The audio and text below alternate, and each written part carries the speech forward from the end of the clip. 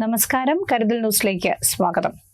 Bishop Jerome ഇൻസ്റ്റിറ്റ്യൂട്ടിലെ school of management MPA graduation ceremony സംഘടിപ്പിച്ചു.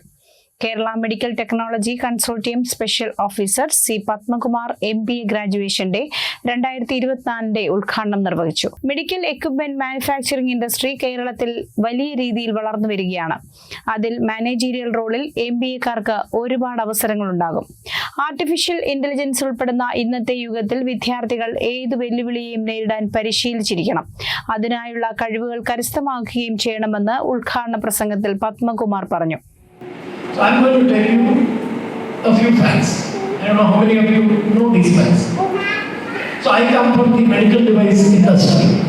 It's a small industry in this country. It's not new. It's been around in India itself for about 50 years. But if we look at our standing globally, it's very, very small. Why is this so? Because our quality is actually quite bad. We don't compare very well with international standards. Most of the medical device companies in this country are bad and actually should be shut down.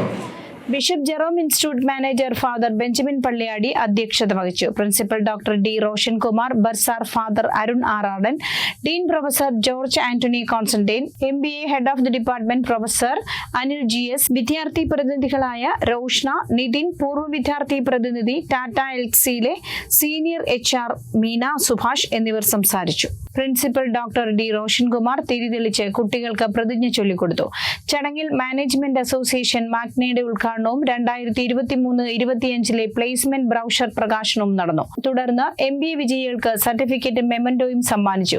100% വിജയമാണ് ഈ വർഷം bishop Jerome ഇൻസ്റ്റിറ്റ്യൂട്ടിലെ school of management കരസ്ഥമാക്കിയിരിക്കുന്നത്. കരുതൽ news, കൊല്ലം.